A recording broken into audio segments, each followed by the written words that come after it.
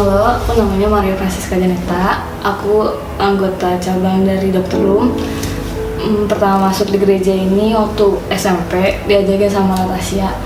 Awal pas ketemu di sini senang banget sih, maksudnya bisa punya komunitas dan gereja gitu yang bisa stay di sini. Bersyukur punya temen yang tetap jagain, tetap keep support gitu. Dia tahu kalau aku udah nggak ke gereja, dia tahu aku rindu punya gereja yang bisa. Background aku sebelum aku bisa sampai di sini cukup berat. Awalnya waktu pas usia 4 tahun aku nggak pernah dapet kasih sayang dari kedua orang tua yang komplit gitu, yang kayak anak di luar sana. Bisa dibilang aku anak yang broken home. Awalnya aku nggak ngerti kenapa aku dibawa pergi, kenapa aku nggak pulang ke rumah, nggak ketemu koko, nggak ketemu papa. Mama nggak jelasin itu. Akhirnya aku cuma ikutin doang apa maunya mama. Aku tinggal bareng sama mama sampai umur 7 tahun. Rasanya kayak jadi hampa gitu, maksudnya gak punya keluarga yang utuh, gak punya keluarga yang harmonis, yang pada akhirnya menjadikan aku mentalnya terganggu, psikisnya terganggu, yang kalau marah tuh gak bisa langsung, apa-apa semua dipendam, cuma bisa nangis sendiri, marah-marah sendiri, gak pernah bisa untuk ngobrol sama orang lain, cerita sama orang lain gitu, yang menjadikan aku jadi anak yang benar-benar gampang sakit, gampang tersinggung, gampang marah gitu. Tapi nggak pernah bisa lampiasin itu gitu. Terus tiba-tiba papa mau nikah lagi. Jujur aku nggak ngerti tiba-tiba papa mau nikah lagi, karena menurut aku sendiri pun nggak tahu kenapa mama sama papa pisah gitu. Di umur segitu aku udah ngerti arti perceraian apa, pertengkaran seperti apa, hal yang gak bisa dipaksain itu kayak gimana gitu. Situ aku nangis karena kayak dengan entengnya papa bilang, ini mama baru Maria, ini bakal jadi mama Maria gitu. Aku punya 2 ibu jadinya kan, yang aku sendiri belum bisa menerima aku punya keluarga yang tetap, ditambah lagi aku punya mama baru gitu. Waktu itu aku mutusin buat ikut bareng papa. Waktu itu papa minjem aku sehari di acara pernikahannya. Terus mama datang buat jemput, tapi aku nggak mau, aku nolak karena aku ngerasa aku nggak bisa nerusin lagi bareng sama mama, karena temen mama yang bikin aku jadi nggak nyaman. Jujur aku tersiksa banget, sering kena pukulan fisik, sering dimarahin, sering dibentak-bentak, sering disuruh yang aku sendiri nggak bisa lakuin itu tapi dia maksa. Aku terpuruk banget waktu itu. Tapi yang bikin aku bersyukur adalah aku tetap bisa ke gereja, aku tetap sekolah minggu. Gak ada dorongan dari orang tua untuk ke gereja, tapi aku sendiri yang mau ke gereja. Di situ kayak ngerasa Tuhan bantu aku, tanpa sadar aku dituntut sama Tuhan buat kembali sama dia, datang sama dia, bilang keluh kesah kamu apa sama dia. Akhirnya aku terus ngelakuin itu, aku tetap ke gereja, aku rajin ke gereja. Tapi rajin ke gereja pun gak menjamin aku sembuh dari luka yang aku alami gitu. Sering berjalannya waktu, akhirnya aku tinggal bareng papa dengan harapan aku punya masa depan. Aku punya keinginan yang aku pengen capai untuk bisa tetap hidup dalam seperti anak-anak yang lain gitu, punya kehidupan yang harmonis, yang enjoy, yang damai. Terus waktu itu aku pikir papa baik gitu, maksudnya sesuai dengan harapan aku, tapi enggak sama sekali. Jadi kadang harapan yang aku udah susun dari kecil, yang aku harapin bisa kembali utuh dan lain-lain, itu semua gagal, itu semua pupus harapannya gitu, udah nggak ada lagi harapan. Akhirnya aku mengerti kalau rencana apapun yang aku buat belum tentu sesuai sama rencana yang Tuhan buat. Aku percaya kalau rencana Tuhan itu pasti yang terbaik, meskipun sulit untuk diterima, meskipun berat untuk diterima. Waktu itu aku ketemu sama komunitas waktu umur 12. Jujur aku gak pernah mau karena aku minder banget, gak percaya diri, terus masih belum bisa maafin atau masih belum bisa menerima apa yang terjadi di masa lalu gitu.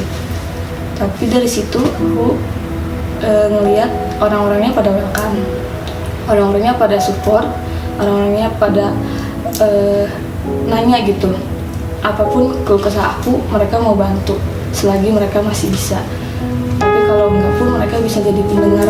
Aku punya mentor di COP, mentor aku ngasih aku ayat di Yohanes 9 ayat 3. Isinya, jawab Yesus, bukan dia dan bukan juga orang tuanya, tetapi karena pekerjaan Allah harus dinyatakan di dalam dia. Pas aku baca ayat ini, aku langsung mikirnya buat apapun yang aku alami dulu sampai sekarang, ada pekerjaan Tuhan yang harus dinyatain di dalam aku gitu. Ada rencana Tuhan yang Tuhan mau nyatain itu di dalam hidup aku gitu. Tuhan emang gak pernah janjiin jalannya bakal mulus, jalannya bakal enak gitu. Tapi Tuhan bakal janjiin itu bakal indah pada waktunya gitu. Rencana Tuhan selalu baik buat kita, gak pernah mencelakakan kita gitu. Jadi aku belajar buat mungkin aku bisa jadi berkat buat orang lain yang mungkin mengalami hal yang sama, atau aku bisa jadi berkat di keluarga aku sendiri. Jadi aku percaya kalau gak ada orang yang bisa bangkit dari keterpurukan tanpa bantuan Tuhan.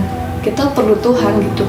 Akui kalau kita ini manusia yang butuh Dia, manusia yang udah berdosa, yang gak mungkin kita gak keselamatannya cuma ada di Dia sendiri yang ngorbanin diri itu buat kita semua gitu. Jadi jangan ngerasa Tuhan kayak ninggalin aku nih, Tuhan kayak nggak jawab doa aku.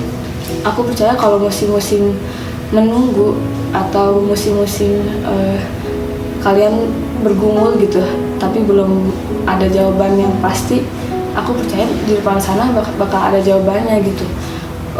Menunggu waktunya Tuhan itu kayak menunggu penantian indah gitu. Maksudnya bakal melebihi ekspektasi kalian kalau menunggu itu bukan yang menunggu yang sia-sia atau menunggu yang gak pasti gitu.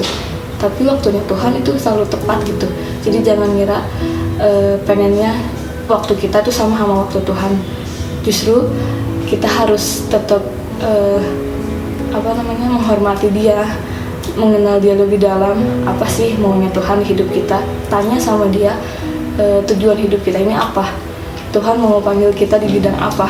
Passion kita apa? Skill kita apa? Talent kita apa? Kita kembangin gitu. Bersyukur banget gitu kalau lewat komunitas aku bisa jadi yang sekarang. Dalam gereja pun sama.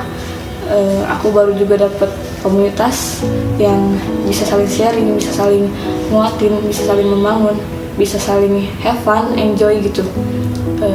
Kamu gak sendiri gitu, kamu punya Tuhan dan Tuhan sendiri yang bakal ngambil beban kamu seberat apapun itu. Tuhan yang bakal jadi kekuatan buat kamu. Justru dari kelemahan kamu bisa jadi kekuatan buat orang lain. Aku mau sharing lagi buat tentang gimana caranya aku bangkit dari kadang aku down gitu. Aku punya lagu favorit gitu, judul lagunya Broken Vessels dari Hillsong. Menurut aku lagu ini nyeritain kadang kita tersesat, kadang kita salah pilih, kadang kita udah hancur berkeping-keping, tapi di lagu ini dijelasin justru dari yang hancur Tuhan bisa jadiin kamu menjadi yang sempurna, jadi utuh lagi.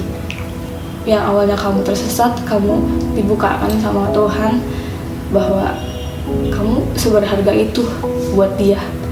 Meskipun kamu jatuh terlalu dalam, ketika kamu mengambil respon yang benar, kamu ambil pertolongannya Tuhan buat kamu, Tuhan bisa pulihin kamu 180 derajat gitu.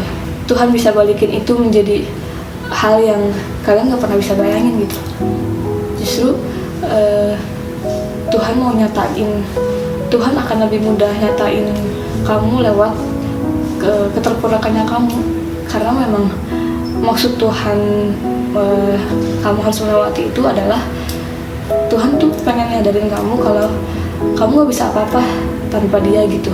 Kamu gak bisa pakai kekuatan kamu gak bisa ngandelin orang-orang di sekitar kamu. Yang cuma kamu butuhin itu cuma Dia. Jadi nyarinya Dia, bukan orang lain gitu. Kayak misalnya nyari kasih sayang atau apapun itu, nyarinya Tuhan gitu. Jangan sama hal yang lain.